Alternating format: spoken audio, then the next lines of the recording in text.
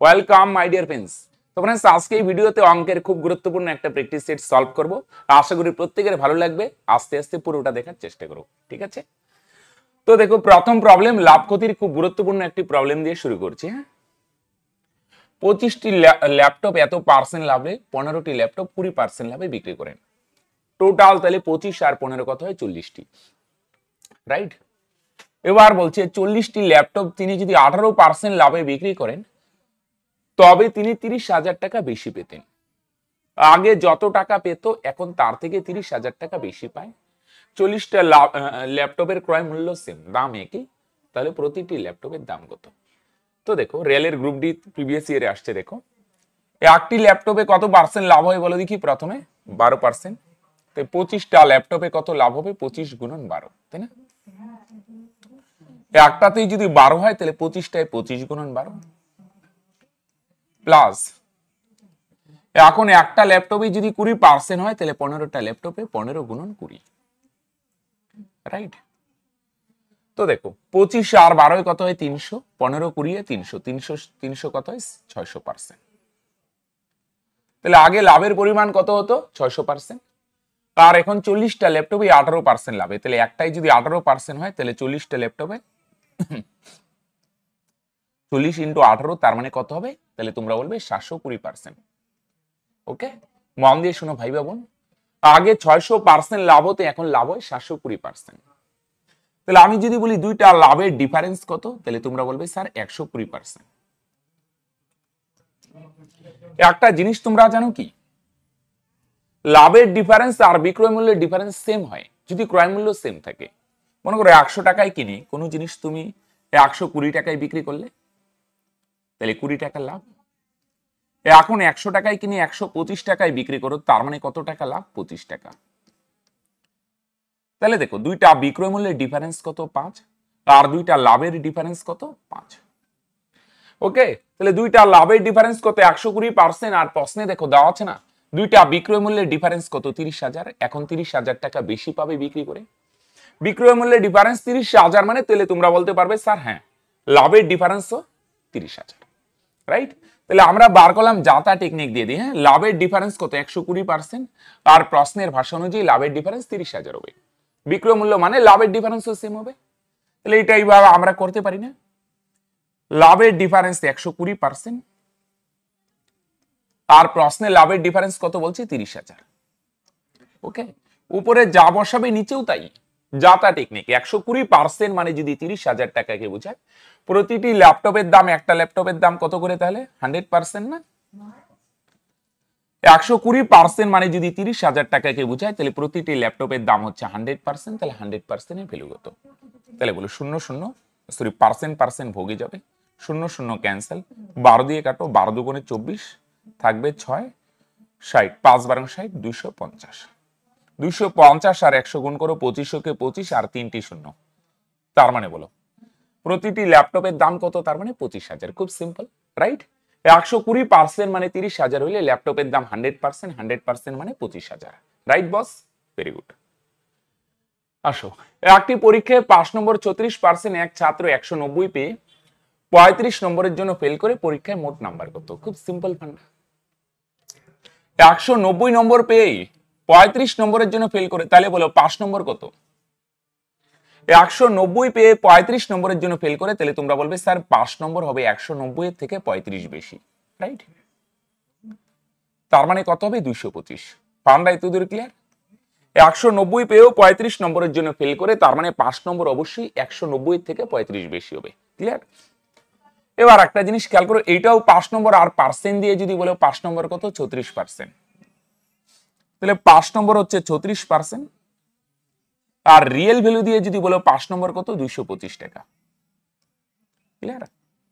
34% মানে যদি 225 টাকা বলি, কেন 225 নম্বরকে বোঝায়, তাহলে মোট নম্বর হচ্ছে 100%, 100% এর ভ্যালু কত? ওকে, বুঝতে পারছো? উপরেও 5 নম্বর, নিচেও 5 নম্বর।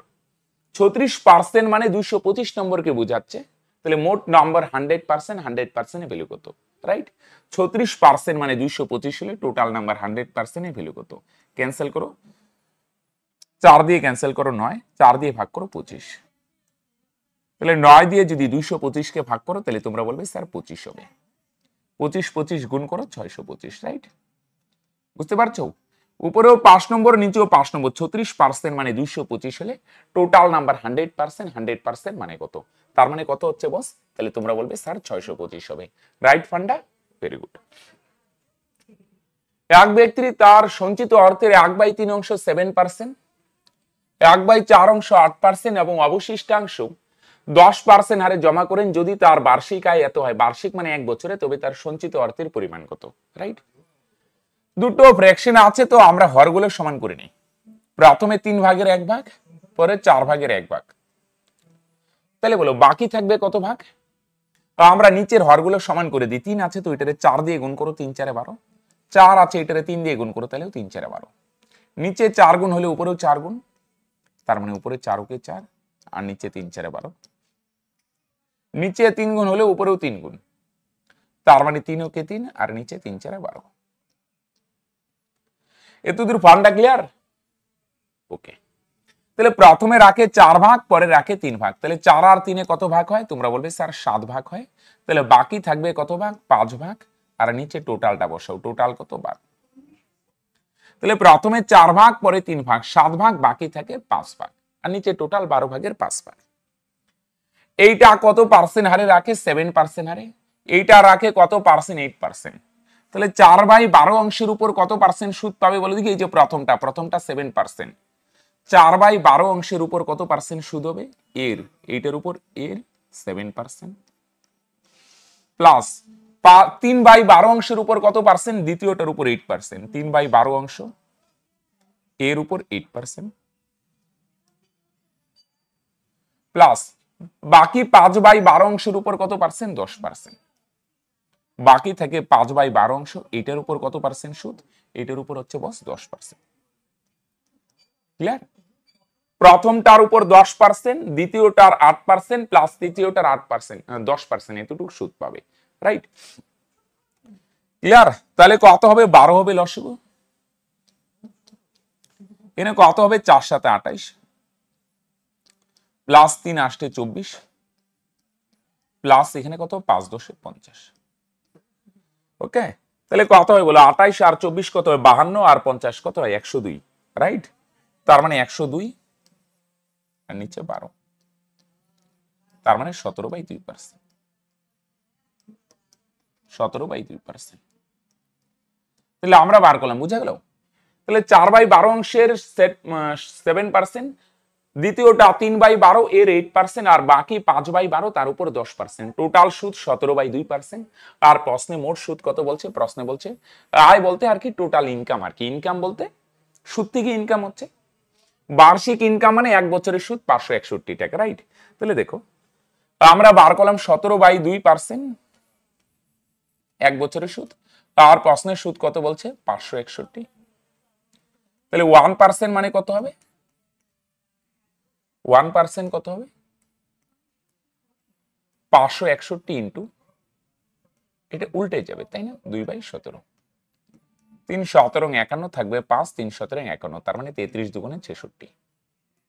তাহলে 1% মানে যদি 66 টাকা হয়, তাহলে মোট মূলধন 100%, 100% এর ভ্যালু কত হবে? 66 ইন্টু 100। রাইট? 1% মানে 66 টাকা, তাহলে 100% মানে 66 ইন্টু 100, তার মানে কত হবে বস? 6600 টাকা। বুঝতে পারলে? তাহলে আমরা কি করলাম? টোটাল সুদ বার করলাম। প্রথমে ফ্র্যাকশন 4/12 অংশের 7%, 3/12 অংশের উপর 8%, 5/12 অংশের উপর 10%, টোটাল 17/2%। 17/2% মানে যদি 561 টাকা হয়, তাহলে 1 ভাগ মানে 6066 টাকা। তাহলে টোটাল সঞ্চিত অর্থ হচ্ছে মোট মূলধন 100%, 100 এর ভ্যালু 6400। ওকে, এতদূর funda clear boss? Very good. এবার আসে তাহলে 4। একটি গাড়ি তার স্বাভাবিক বেগের 5/7 অংশ বেগ নিয়ে চললে এত কিমি ডিস্টেন্স 1 ঘন্টা 40 মিনিট 48 সেকেন্ড অতিক্রম করে। আচ্ছা, সময়টা ঘন্টা মিনিট সেকেন্ডে আছে, তো এক কাজ করবো ভাই, পুরোটা ঘন্টায় নিয়ে আসো। 1 ঘন্টা, এটা তো ঘন্টায় আছে। মিনিটকে ঘন্টা বানাতে গেলে 60 দিয়ে ভাগ, আর সেকেন্ডকে ঘন্টা বানাতে গেলে 60 ইন্টু 60 মানে 3400 দিয়ে ভাগ। ওকে, ছোট করি, 4 12 48, এনে কত হয়? 300। ওকে 4 দিয়ে কাটো যদি 75 হবে, আচ্ছা 4 দিয়ে ক্যান্সেল করো 75, উপরে নাই মানে 1, 0 0 ক্যান্সেল, 2 দিয়ে ক্যান্সেল করো, 2 দুগুণে 4, 3 দুগুণে 6, তাহলে লসও কত হবে? 3 আর 75 এর লসও 75, 75 ওকে 75, 3 দিয়ে 75 ভাগ করলে 25, 25 দুগুণে 50 প্লাস এটা সেম, তাহলে এক একই। তার মানে উপরে কত হয়? যোগ করে 126 আর নিচে 75। হ্যাঁ, এখন বোঝানোর জন্য একটু বড় বড় মনে হচ্ছে, কিন্তু অ্যাকচুয়ালি খুবই সিম্পল ফান্ডা বস। হ্যাঁ, তার মানে 42/25 ঘন্টা। Okay clear? মিনিটকে ঘন্টা বানাতে গেলে 60 দিয়ে ভাগ, সেকেন্ডকে 3600 দিয়ে ভাগ, তাহলে টোটাল লসও করে কত হলো? 42/25 ঘন্টা। এবার 42/25 ঘন্টায় কতটুকু ডিস্টেন্স যায়? 42 কিমি দূরত্ব। তাহলে বেগ কত হবে? বেগ মানে দূরত্ব বাই সময়। দূরত্ব কত? 42 কিমি, আর সময় কত? 42/25। নিচেরও নিচে, এটা আলটিমেট উপরে যাবে, তার মানে বেগ কত হলো? 25 কিমি পার ঘন্টা। রাইট? খেয়াল করো, সময়টা ঘন্টায় নিয়ে আসলাম, দূরত্বকে সময় দিয়ে ভাগ করলাম, তার মানে বেগ। এটি কি অ্যান্সার? না। এনে মন দিয়ে শোনো, এনে বলছে 5/7 অংশ বেগ নিয়ে চলে। 5/7 অংশ মানে নর্মাল বেগ তো 7 ভাগ, কিন্তু ওই দিন কোনো কারণে 5 ইউনিট বেগে চলছে। কত বেগে চলছে? 5 ইউনিট বেগে। আর আমরা রিয়েল ভ্যালু দিয়ে বার করলাম 25 কিমি বেগে চলছে। তাহলে এটা কি বলছে বলে দেখি? গাড়ি না, গাড়িটা 5 ইউনিট বেগে চলছে, আর রিয়েল ভ্যালু দিয়ে যদি বলো 25 কিমি পার ঘন্টা বেগে চলছে, দুইটাই তো সেম জিনিস।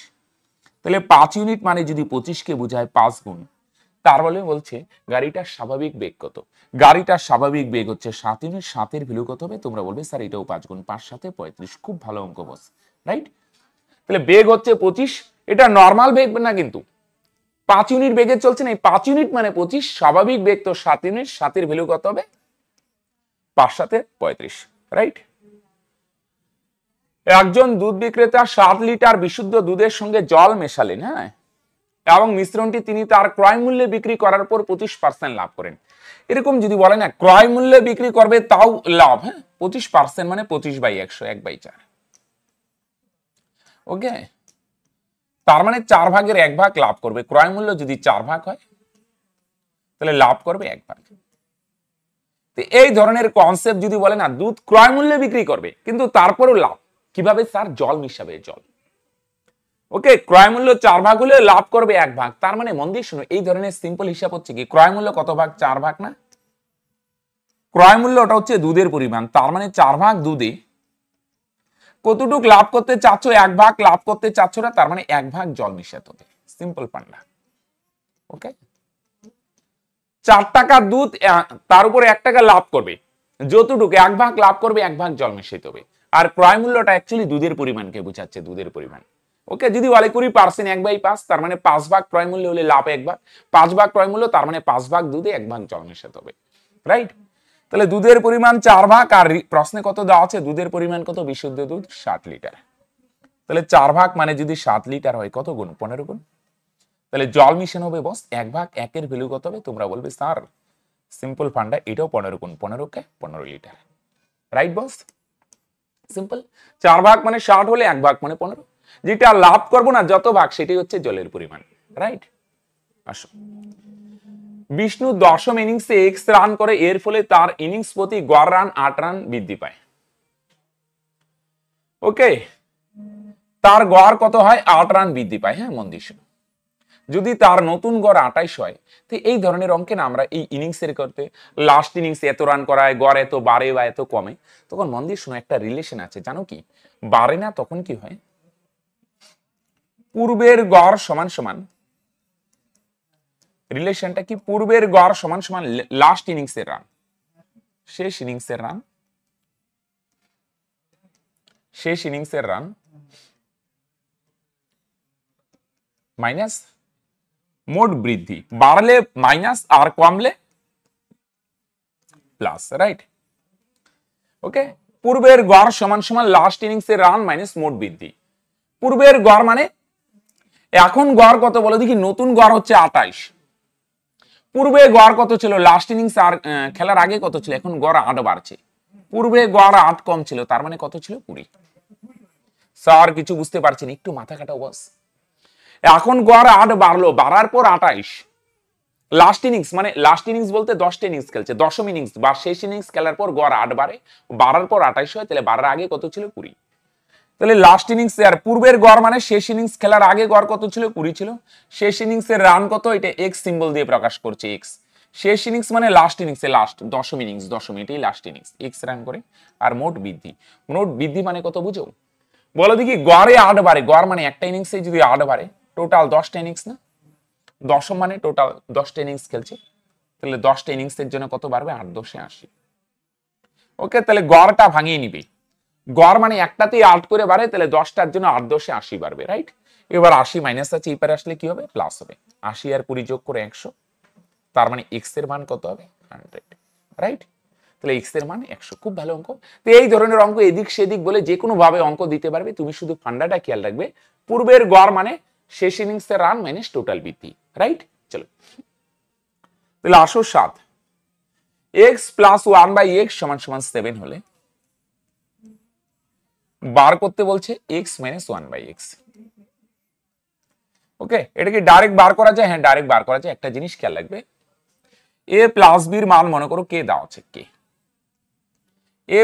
এ প্লাস বির মান কত দেওয়া আছে কে, তাহলে এখান থেকে কি এ মাইনাস বি বার করা যায়? হ্যাঁ বার করা যায়, root over K square minus 4ab। তাহলে প্লাস থেকে মাইনাসে যদি আসতে চাও না মাইনাসে, তাহলে কে স্কোয়ার মাইনাস 4ab। ওকে, এ প্লাস বি কে হলে এটা, আবার যদি মাইনাস থেকে স্যার প্লাসে আসা যায়, এ মাইনাস বির মান যদি এটাও আসা যায়, এ মাইনাস বির মান কে হলে এ প্লাস বির মান হবে প্লাস, মাইনাস বার করলে মাইনাস, আর প্লাস যখন বার করবে কে স্কোয়ার প্লাস 4ab। কে বলতে বুঝছো তো, এই মানটা কে মান, এনে আমরা প্লাস থেকে কোথায় যাবো মাইনাসে, তাহলে সূত্র কি দেবো root over K square minus 4ab, সূত্রটাই মনে করে লিখলাম। কে বলতে 7।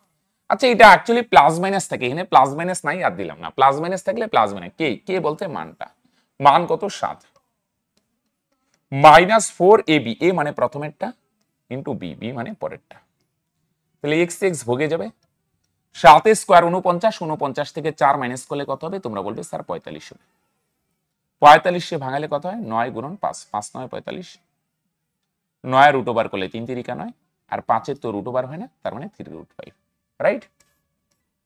ওকে, তাহলে প্লাস থেকে মাইনাসে আসতে গেলে কে স্কোয়ার মাইনাস 4b, কে মানে মানটা 7 8 যাই থাক 4b, এ মানে প্রথমেরটা বি মানে পরেরটা, রাইট, তার মানে 3√5। আসো 8 কি বলছে, একটি আয়তক্ষেত্র ও একটি বর্গক্ষেত্রের ক্ষেত্রফল সমান, আয়তক্ষেত্রের দৈর্ঘ্য বর্গক্ষেত্রে বাহু থেকে 5 সেমি বেশি এবং প্রস্থ বর্গক্ষেত্রে বাহু থেকে 3 সেমি কম। আচ্ছা দুইটার এরিয়া সমান, এর একটা আয়তক্ষেত্র আছে আরেকটা কি আছে বর্গক্ষেত্র, বর্গক্ষেত্রে বাহু যদি আমরা এক্স সিম্বল দিয়ে প্রকাশ করি এক্স, দুইটার এরিয়া সমান, আয়তক্ষেত্রের দৈর্ঘ্য বর্গক্ষেত্রে বাহু থেকে 5 সেমি বেশি, বর্গক্ষেত্রে বাহু যদি এক্স হয় তাহলে আয়তক্ষেত্রের দৈর্ঘ্য হবে 5 বেশি, এক্স প্লাস 5, রাইট। আর প্রস্থ কত হবে, বর্গক্ষেত্রে বাহু থেকে 3 সেমি কম, বর্গক্ষেত্রে বাহু যদি এক্স হয় তাহলে প্রস্থ হবে 3 কম, তার মানে এক্স মাইনাস 3। এতদূর ক্লিয়ার? বর্গক্ষেত্রে বাহু এক্স হলে তাহলে এটার দৈর্ঘ্য 5 বেশি, এক্স প্লাস 5, আর এটার প্রস্থ 3 কম, তার মানে এক্স মাইনাস 3। এবার বলছে দুইটার এরিয়া সমান, এরিয়া, এটার এরিয়া কত, এরিয়া মানে দৈর্ঘ্য ইন্টু প্রস্থ, তাই না, ক্ষেত্রফল কত দৈর্ঘ্য ইন্টু প্রস্থ, তাহলে ক্ষেত্রফল কত গুণ করো এক্স এর সঙ্গে এক্স গুণ করো এক্স স্কয়ার, এক্স এর সঙ্গে -3 গুণ হবে, তার মানে -3, এক্স দিয়ে দুটোকে এক্স স্কয়ার, এক্স দিয়ে 3 কে 3x, এবার 5 দিয়ে x কে গুণ করো, তাহলে তোমরা বলবে স্যার 5x, এবার এই 5 দিয়ে 3 কে গুণ করো, প্লাস এ মাইনাস 3 5 15, রাইট, 5 দিয়ে 3 কে এক্স স্কয়ার, 5 থেকে 3 বড় সংখ্যার চিহ্ন প্লাস, 5টা x থেকে 3টা x বিয়োগ করলে 2x -15, এটা আয়তক্ষেত্রের ক্ষেত্রফল। আর বর্গক্ষেত্রে বাহু x না, তাহলে এটার ক্ষেত্রফল কত হবে বাহু স্কয়ার, দুইটা অবশ্যই কি হবে সমান হবে, রাইট। আয়তক্ষেত্রের ক্ষেত্রফল দৈর্ঘ্য ইনটু প্রস্থ, দুটো গুণ করলে x স্কয়ার প্লাস 2x -15, আর বর্গক্ষেত্রে বাহু x তাহলে ক্ষেত্রফল x স্কয়ার, x বা y বা a কিছু একটা সিম্বল দিয়ে প্রকাশ করো, x স্কয়ার ক্যান্সেল, তার মানে 2x কত হবে -15, ওই পারে গেলে 15 হবে, তাহলে x এর মান কত, 2 গুণ আছে না ওই পারে গেলে ভাগ হবে 15/2, 2 দিয়ে 15 কে ভাগ করলে 15 অর্ধেক কত 7.5। চাইছে কি আয়তক্ষেত্রের পরিসীমা কত, এক্স এর মান 7.5 যদি হয় তাহলে এটা এক্স এর মান 7.5 যোগ 5 তার মানে কত হবে 7.5 আর 5 যোগ করো 12.5, বুঝো নাই?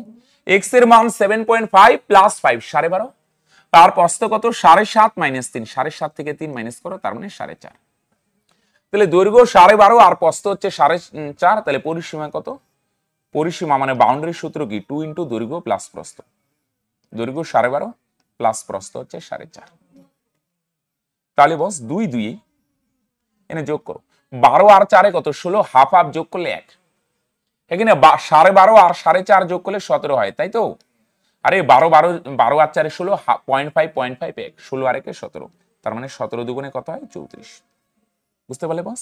তাহলে দুটোর এরিয়া সমান সমান করে দিলাম, তার মানে এক্স এর মান 7.5, দৈর্ঘ্য 12.5, প্রস্থ হচ্ছে 4.5, 4.5 পরিসীমা 2 ইন্টু দৈর্ঘ্য প্লাস প্রস্থ তার মানে কত হয় 34, এটাই অ্যান্সার, রাইট? তো দেখো 9 নম্বরে কি বলছে, এইটার মান দেওয়া আছে এখানে 6 আছে, তো 6 বললে ভাই প্রথমে স্কোয়ার বা কিউবের মান বার করে নি, প্রথমে মনে করো আমরা কিউবের মান বার করি, কি বার করি বলো দেখি,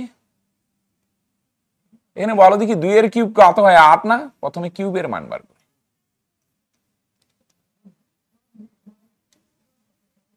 6 এ যাওয়ার আগে ফার্স্টে কিউব, এটার কিউব 8, এটার কিউব 8, তাহলে 2 এ তার হোল কিউব 1/2 এ তার হোল কিউব, ওকে?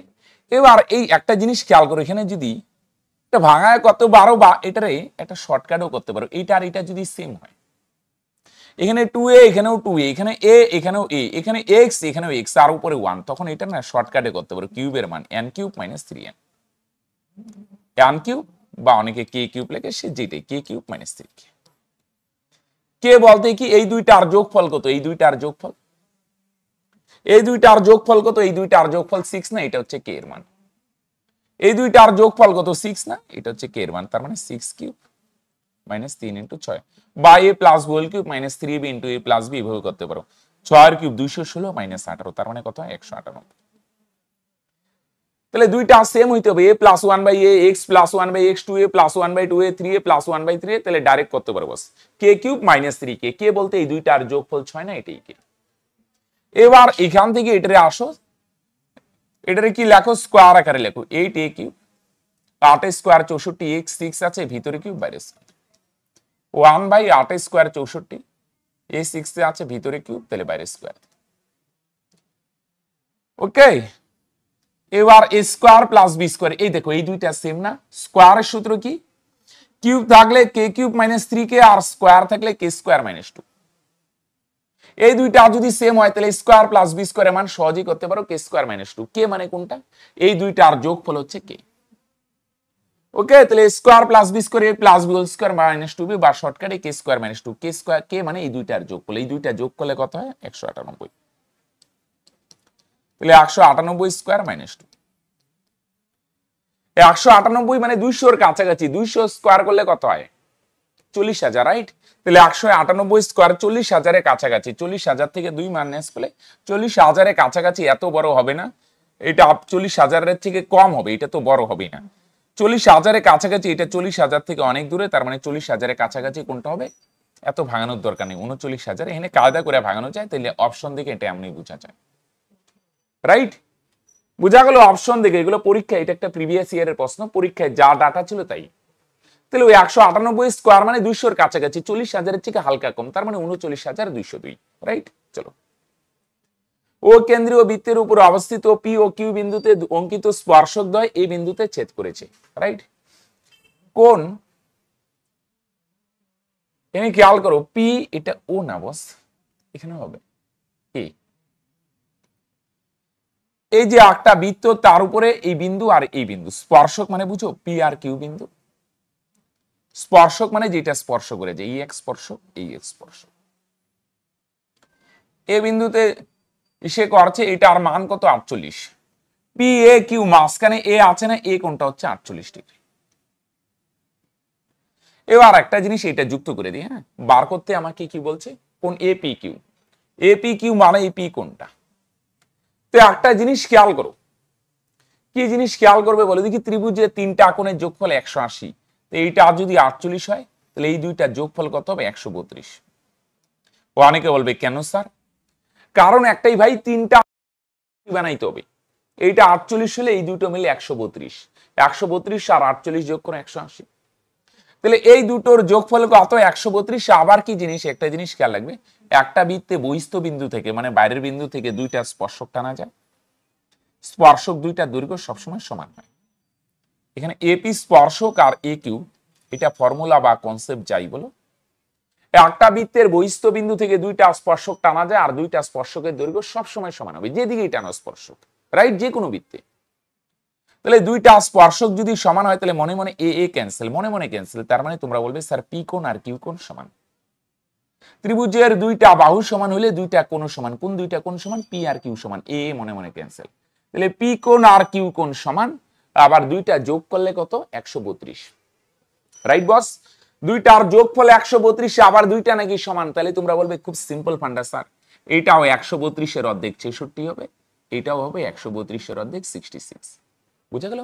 দুইটা যোগ করলে 132, আবার দুইটাই সমান, তার মানে এটাও অর্ধেক 66 ডিগ্রি, এটাও 66 ডিগ্রি। তাহলে এই পি কোণটা কত? এপি কিউ মানে পি কোণটা কত ডিগ্রি? তার মানে তোমরা বলবে sir option C 66 degree, right?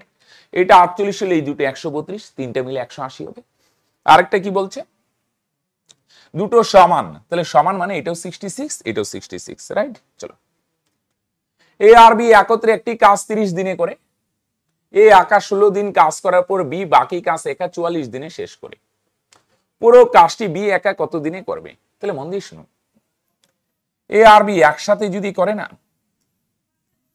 তাহলে 30 দিনে কাজ করে, কতটুকু কাজ করে? আমরা ধরলাম টোটাল কাজ হচ্ছে 30টা চেয়ার বানাতে হবে। নরমালি দুইটা তিনটা থাকলে লসাগুনে একটা আছে আর কি লসাগুনে 30 দিনে আমরা ধরলাম টোটাল 30টা চেয়ার বানাই, তাহলে একদিনে কয়টা চেয়ার বানাবে? একটা।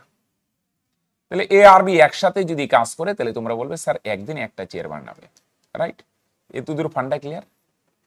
এ একা কয়টা বানাবে আমরা জানি না, বি একা কয়টা বানাবে আমরা জানি না, কিন্তু দুইজনে একসাথে একসাথে করলে একদিনে একটা চেয়ার বানাবে, রাইট? খুব ভালো অঙ্ক দেখো, এ একা 16 দিন করে, 16 দিনে কয়টা বানায় আমরা বলতে পারবো না, পরে বি বাকি কাজ এসে একা 44 দিনে করে, 44 দিয়ে কয়টা বানায় আমরা জানি না, এ একা কয়দিনে মানে একদিনে কতগুলো করে আমরা জানি না, বি একা একদিনে কয়টি চেয়ার বানায় সেটাও আমরা জানি না, কিন্তু একসাথেটা জানি। তাহলে একটা জিনিস এখানে কাজ করি, এ 16 দিন কাজ করে আর বি একা 44 দিন, তো আমরা ধরলাম বুঝার সুবিধার্থে, ক্যালকুলেশন করার সুবিধার্থে, এখানে 44 দিন আছে না, 44 দিন, এ 16 দিন করে, তো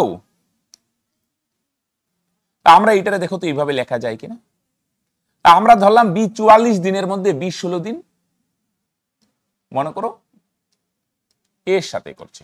অনেকে বলবে স্যার মানবো না, বি তো একা করছে। ভাই একা করছে ঠিক আছে, আমরা ভাবতে অসুবিধা কোথায়? বি 44 দিন কাজ করে, তো আমরা ধরলাম 16 দিন এর সাথে করেছে, আর বাকি কত 44 হইতে 28 না, বাকি 28 দিন বি একা করে। দেখো এতদূর কারো ডাউট আছে? 44 দিনে ভাঙায় রাখলাম, এটা 16 আছে, তো আমরা ধরলাম 16 দিন বি এর সাথে করে, 16ই কেন, এ 16 বলছে, এ 16, আর 28 দিন মনে করে একা কাজ করে। দেখো 28 আর 16 44 হয়, আর এ 16 দিন।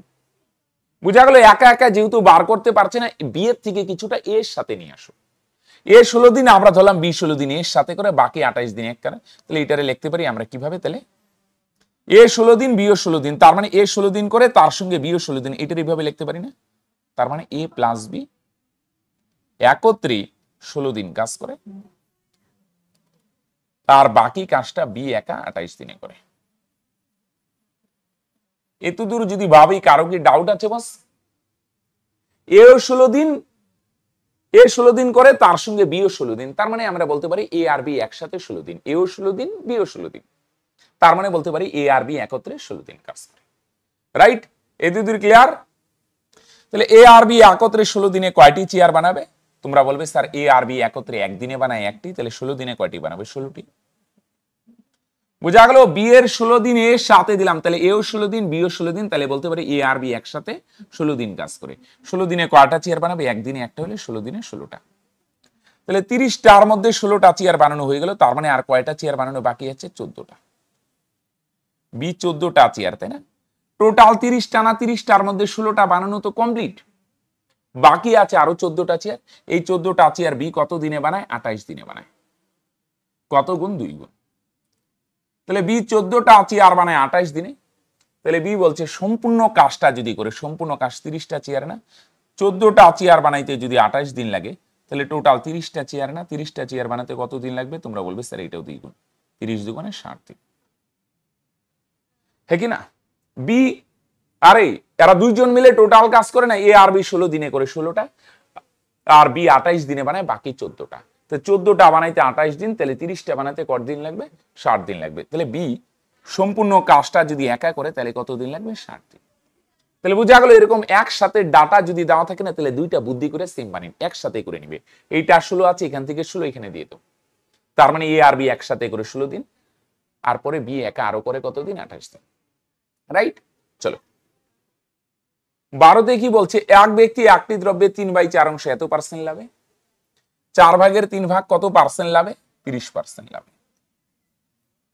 ওকে, লাভ তার মানে কি সিম্বল দিবে? প্লাস। আর 4 ভাগের মধ্যে 1 ভাগ 30% লাভে, তাহলে বাকি কত থাকে? 4 ভাগের মধ্যে 3 ভাগ বিক্রি হয়ে গেলে তোমরা বলবে স্যার বাকি থাকে 1 ভাগ। এই বাকি 1 ভাগ কত পার্সেন্ট ক্ষতিতে বিক্রি করে? 10% ক্ষতিতে। ক্ষতি মাইনাস কেন? ক্ষতি হয় মাইনাস। 4 ভাগের 3 ভাগ 30% লাভে, 4 ভাগের মধ্যে আরো 1 ভাগ বাকি থাকে, এটা 10% ক্ষতিতে বিক্রি করে। তাহলে টোটাল কত লাভ বা ক্ষতি হয়? তাহলে মোটের উপর লাভ বা ক্ষতি বার করতে গেলে অংশের সঙ্গে পার্সেন্ট গুণ, লাভ হয় তাহলে প্লাস। ওকে, ডাইরেক্ট করতে পারো অংশের সঙ্গে পার্সেন্ট গুণ, এখানে অংশের সঙ্গে পার্সেন্ট গুণ, ক্ষতি হয় না, মাইনাসটা 1/4 গুণ 10। তাহলে 4 হবে লসাগু, উপরে কত? 3 × 10 = 30 মাইনাস 10 × 10, এই সরি 3 × 30 = 90, ঠিক লিখলাম না? হ্যাঁ, 3 × 30 = 90 মাইনাস 10 × 10, 90 বুঝা গেল? 90 মাইনাস 10 তার মানে কত? 80। তার মানে কত পার্সেন্ট? 20%। এরকম যদি ফ্র্যাকশন দেওয়া থাকে না, ডাইরেক্ট টোটাল কত লাভ হয়? প্রথমটায় 30, পরেরটায় 10, ক্ষতি হয় তাহলে এটা মাইনাস। তাহলে টোটাল ক্যালকুলেশন করে 20% লাভ হচ্ছে, আর প্রশ্নে লাভ কত বলছে? 200 টাকা। তাহলে 20% লাভ, আর প্রশ্নে টোটাল লাভ কত বলছে? 200 টাকা। তাহলে 20% এর ভ্যালুই তো 200। কত গুণ? তোমরা বলবে স্যার 10 গুণ। তাহলে বলছে টোটাল দ্রব্যটির ক্রয় মূল্য কত? তাহলে দ্রব্যটির ক্রয় মূল্য হচ্ছে 100%, 100% এর ভ্যালু কত হবে? তোমরা বলবে স্যার এটাও 10 গুণ। তাহলে 10 দিয়ে 100 গুণ করো, 1000। বুঝলে? 20% মানে 200 টাকাকে যদি বুঝায়, তাহলে ক্রয় মূল্য 100 ভাগ 100 এর ভ্যালু কত হবে? এটাও 10 গুণ। তাহলে 10 দিয়ে গুণ করলে 1000 টাকা। সিম্পল ফান্ডা, রাইট? চলো, ক্রয় মূল্য 100%, তাই না? এবিসি এত এত অনুপাতে মূলধন বিনিয়োগ করে একটি ব্যবসা শুরু করে। 4 মাস পর এ তার মূলধন 20% বাড়ায়, 6 মাস পর বি তার মূলধনের 33 পূর্ণ 1/3%, বুঝা যাচ্ছে? নাহলে একটু ভিডিওর কোয়ালিটিটা বাড়িয়ে নাও বস। এত পার্সেন্ট বাড়ায়। সি 8 মাস পর তার মূলধনের 50% তুলে নেয়। আচ্ছা, তাহলে এখানে অনেক গল্প আছে রে ভাই। আসো, এ বি সি বাদিক থেকে চাপিয়ে লিখি। হ্যাঁ, এ, তারপরে বি, তারপরে সি। এ প্রথমে কত ভাগ দেয়? 2 ভাগ মূলধন। কত মাস খাটায়? প্রথমে 4 মাস। হ্যাঁ, 2 ভাগ মূলধন 4 মাস থাকে। 4 মাস পর কি করে? এ তার মূলধন 50% বাড়ায়। 50% মানে বুঝো? 50% মানে অর্ধেক, অর্ধেক। তাহলে 2 এর 50% কত? অর্ধেক কত? 1 ভাগ। আগে ছিল 2 ভাগ, এর 50%, 2 এর 50% মানে অর্ধেক, 1 ভাগ বাড়াবে। তার মানে এখন কত হবে? 3 ভাগ হবে। বুঝছো? আগে ছিল 2 ভাগ, এখন 50%, 2 এর 50% মানে 2 এর অর্ধেক। 2 এর অর্ধেক 1 ভাগ বাড়ালে কত হবে? 3 ভাগ। এই 3 ভাগ মূলধন কয় মাস খাটাবে? টোটাল তারা 1 বছর মানে 12 মাস বিজনেস করবে, 4 মাস শেষ, তাহলে বাকি থাকবে 8 মাস। সেম ভাবে আসো, বি এর গল্প কি? বি প্রথমে 3 ভাগ মূলধন দেয়। 3 ভাগ মূলধন কত মাস রাখে? 3 ভাগ মূলধন হচ্ছে 6 মাস। 6 মাস পর কি করে? বিও বাড়ায়। কতটুকু বাড়ায় বলো দেখি? বি বাড়ায় 33 পূর্ণ 1/3%। এটার ফ্র্যাকশন 3 33 99/100, এটা খেয়াল রাখবে। 33 পূর্ণ 1/3%, ফ্র্যাকশন ভ্যালু 1/3। বি এর মূলধন আগে ছিল 3, এর 1/3। 3 এর 1/3 মানে ক্যান্সেল করো, কত হয়? তার মানে 1 ভাগ বাড়াবে। আগে 3 ভাগ ছিল, এখন যদি 1 ভাগ বাড়ায় তাহলে এখন মূলধন হবে 4 ভাগ। এই 4 ভাগ মূলধন কয় মাস খাটবে? 12 মাসের মধ্যে 6 মাস শেষ, তাহলে বাকি থাকবে 6 মাস। আর সি 8 মাস পর তার মূলধনের 50% তুলে নেয়, তাহলে সি এর মূলধন আগে কত ছিল 5 ভাগ, তাহলে 5 ভাগ মূলধন কত মাস ছিল 8 মাস, 8 মাস পর তার 50% তুলে নেয়, 50% তুলে নেয়, 50% মানে অর্ধেক তুলে নেয়, তাহলে বাকি অর্ধেক বিজনেসে আছে, এখন ইনভেস্ট আছে, রাইট? 50% অর্ধেক তুলে নেয়, তাহলে ব্যবসায় আছে বাকি অর্ধেক, অর্ধেক মানে 5/2, এটা কত মাস খাটবে বাকি 4 মাস, রাইট ফান্ডা? এতদূর ক্লিয়ার? 2 ভাগ 4 মাস, তার 4 মাস পরে 50% 1 ভাগ বাড়ায় 3 ভাগ হবে বাকি 8 মাস, ওকে। বি 3 ভাগ 6 মাস, 6 মাস পর 33 পূর্ণ 1/3% মানে 1/3 অংশ, 1 ভাগ বাড়ালে 4 ভাগ 6 মাস। সি 5 ভাগ 8 মাস, 8 মাস পর অর্ধেক তুলে নেয়, বাকি অর্ধেক আছে। তাহলে এখানে খেয়াল করো, এখানে মূলধন বা মূলধনের অনুপাত যদি বলি, মূলধনের অনুপাতই লভ্যাংশের অনুপাত হবে, রাইট? মূলধন ইন্টু সময়, তাহলে 2 গুণন কত হবে 4, 4 দুগুণে 8 প্লাস 3 8 24, তাহলে 24 আর 8 যোগ করো 32। বি এর বলো 3 6 কত হবে 18, একবারে করে দিই 18, আর এখানে কত 4 6 24, এখানে গুণ করলে 3 6 18, হ্যাঁ, আর এখানে 4 6 24, 24 আর 18 যোগ করো 42। সি এর কত 5 8 কত হয় গুণ করো 2টা 40, আর এখানে গুণ করো 2 দিয়ে 4 কে কাটো, 2 দুগুণে 4, 5 দুগুণে 10, 40 আর 10 যোগ করো 50। খুব ছোট করা যাবে না, 2 দিয়ে ছোট করতে পারো, তার মানে 16, আর এখানে কত হবে 21, আর এখানে কত হবে 25, তার মানে এ 16 ভাগ, বি 21 ভাগ, সি পাবে 25 ভাগ। প্রশ্নে কি বলছে বছরের শেষে এত টাকা 86,800 টাকা লাভ হয়, তাহলে টোটাল লভ্যাংশ কত 16 আর 21 কত 37, 37 আর 25 কত হয় 62 ভাগ। টোটাল লভ্যাংশ কত ভাগ, তার মানে টোটাল লভ্যাংশ হচ্ছে 62 ভাগ। এভাবে লিখে, হ্যাঁ, যাতা টেকনিক। উপরে টোটাল লভ্যাংশ কত 86,800, আর নিচেও টোটাল লভ্যাংশ 62 ভাগ, ঠিক আছে তো ভাই? 37 আর 25 62 ভাগ। আর বার করতে বলছে কি এ আর সি এর লভ্যাংশের ডিফারেন্স, এ আর সি এর লভ্যাংশের ডিফারেন্স 16 থেকে 25 মাইনাস করো, তাহলে তোমরা 16 থেকে 25 গেলে কত হয় 9, 16। এ আর সি এর লভ্যাংশের ডিফারেন্স 9 ভাগ, 9 এর ভ্যালু কত? উপরে যা বসাবে নিচেও তাই, উপরেও টোটাল লাভ নিচেও টোটাল লাভ, 62 এর ভ্যালু যদি এত হয়, এ আর সি এর লভ্যাংশের ডিফারেন্স 25 থেকে 16 গেলে 9 ভাগ, 9 এর ভ্যালু কত? একবারে কাটা যাবে না, অবশ্যই যার কথা 62, ওকে 62 থাকবে কত 24 48 248, 4 বার দিলে মিলে 1400 গুণ, তাই না? 9 দিয়ে ক্যান্সেল করো, 9 14 126 আর 2টা 0, হ্যাঁ, একটু বড় ক্যালকুলেশন আছে, রাইট? তার মানে কত হয় 12,600 টাকা। ক্লিয়ার? লভ্যাংশ মানে মূলধন ইন্টু সময়, হ্যাঁ, টোটাল লভ্যাংশ 62 ভাগ, 62 ভ্যালু এত হলে এদের ডিফারেন্স 9 ভাগ, 9 এর ভ্যালু কত? চলো, এক ব্যক্তি স্রোতের প্রতিকূলে 900 মিটার নৌকা চালাতে 12 মিনিট এবং প্রাথমিক অবস্থানে ফিরে আসে। যাওয়াটা যদি প্রতিকূল হয় তাহলে ফিরে আসাটা কি হবে অনুকূল। তাহলে প্রতিকূলে 900 মিটার যাইতে কতটুকু সময় লাগে বলো দেখি? 900 মিটার যাইতে সময় লাগে 12 মিনিট, ওকে।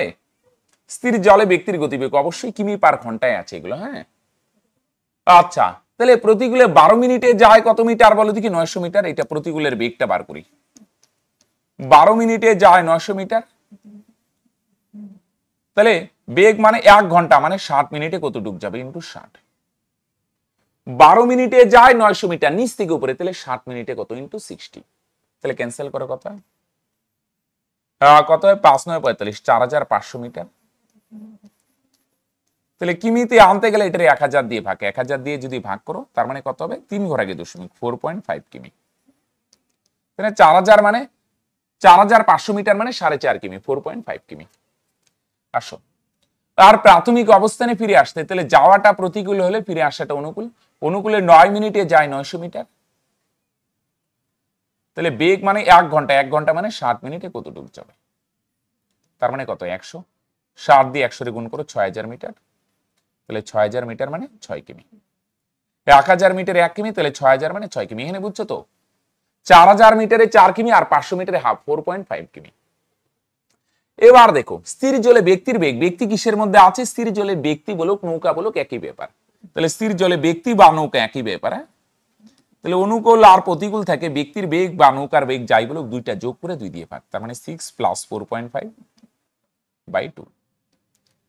6 আর 4 4.5 যোগ করো 10.5/2।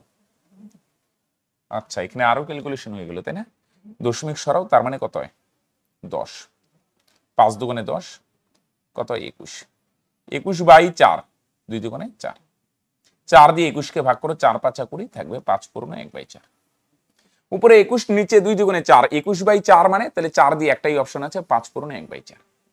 বুঝা গেল, নৌকা মানে দুইটা যোগ করে 2 দিয়ে ভাগ, দশমিক সরাইলাম 10, 5 দুগুণে 10, 5 21, 21/4 মানে 5 পূর্ণ 1/4। রাইট ফান্ডা বস, ভেরি গুড। এবার দেখো 15 নম্বরে কি বলছে, এক ব্যক্তি তার 5 ভাগের 2 ভাগ ব্যাংকে জমা করে, বাকি টাকা 5 ভাগের 4 ভাগ সংসার খরচ করেন, বাকি এখানে ডাটাটা হবে 2070 টাকা। হ্যাঁ 2070 টাকায় জীবন বীমায় জমা খরচ হলে তার মোট আয় কত। তাহলে 5 ভাগের 2 ভাগ কি করে ব্যাংকে জমা করে, তাহলে বাকি থাকবে কত ভাগ, 5 ভাগের 2 ভাগ যদি ব্যাংকে জমা করে তাহলে বাকি থাকবে 5 ভাগের 3 ভাগ। রাইট, 5 ভাগের 2 ভাগ ব্যাংকে জমা করে, বাকি থাকবে 5 ভাগের 3 ভাগ, এটা বাকি আয় এর কত অংশ, বাকি আয়ের 4/5। তার মানে ক্যান্সেল করো, উপরে 12 আর নিচে 3 4 12, নিচে 5 5 25। ওকে, 5 ভাগের 2 ভাগ ব্যাংকে, বাকি আয় 5 ভাগের 3 ভাগ, এর 4/5 এত হয়। এইটা 25, এটারও 25 বানাও, নিচে 5 গুণ উপরেও 5 গুণ, তার মানে উপরে 5 দুগুণে 10 আর নিচে কত 25।